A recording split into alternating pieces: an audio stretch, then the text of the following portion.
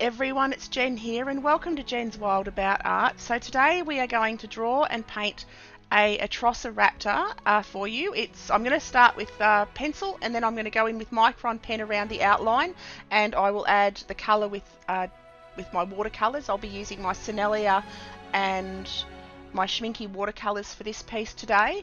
I'm going to make up my own colours and sort of use natural tones of what I imagine a atrociraptor would be, because there's so many different versions of, everyone. You just imagine what they look like colour wise. So I'm going to go with sort of a landscapey, foresty, coloury tones on him. So I start by drawing his outlines, and I'm doing him sort of running towards us. I want him to look like he's aggressive and running at us. So yeah, my husband and I went and saw Jurassic World Dominion yesterday, and I was completely inspired by the dinosaurs. They were magnificent, and these atrociraptors were one of the main characters within, or were the dinosaurs within the movie. So yeah, highly recommend to see it if you haven't already. So I'll continue on with this drawing, and then when I get back to the painting process I will explain that for you.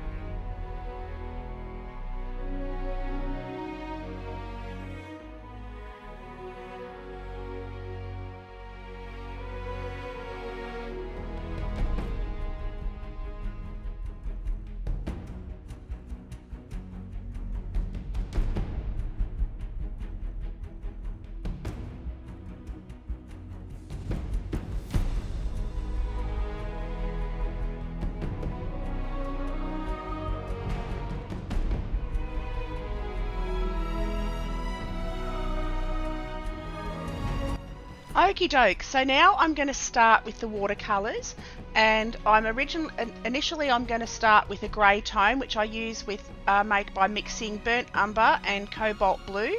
So I'll start with a wash of this bluish grey across the whole of the dinosaur's body.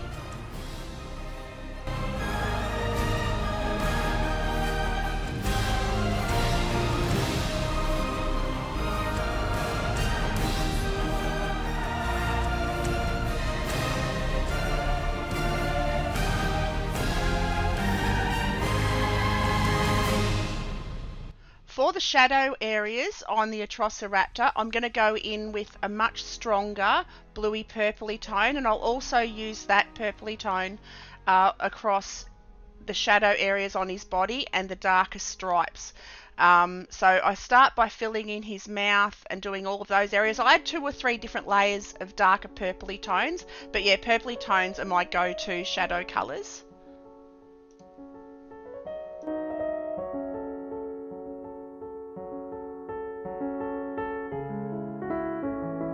So now I'm going in with a reddy brown. So I've added some transparent sienna and a bit of burnt umber, and I'm starting to fill in the stripes and where the mottled sort of tones on the skin of the atrociraptor is going to be. So I do the very, very first layer as a very washed out, very watery, light reddy brown, and I'll build that up as I go with stronger reddy browns, because in the wild he would be blending into his forest surroundings, so I'm sort of using natural tones.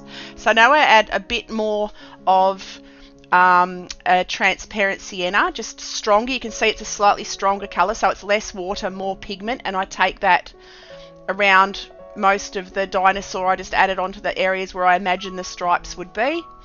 because when he's running through the forest, he would sort of blend in with the tree line, a bit like a tiger, I suppose. It's sort of like a camouflage. So I start by filling all that in, and then I add some more burnt umber to strengthen the darks across those stripes and around his body. And I'll continue on with that. And now I've added a little bit of a very, very deep dark blue.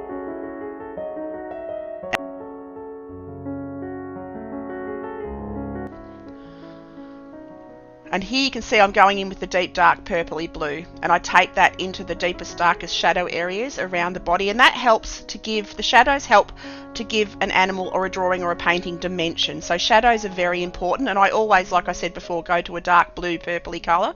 It just really helps to give the animal three-dimensional look. So anywhere I can see there's dark areas, I pop those. So I pop them around his neck, under his chest, around his eye. And I just take that into all the areas. And I've left his teeth the white of the paper.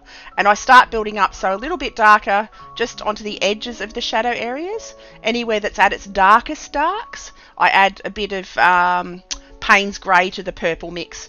And now for his toes, I go almost a pure Payne's grey, just for his claws, because he's got beautiful big claws. So I add those in.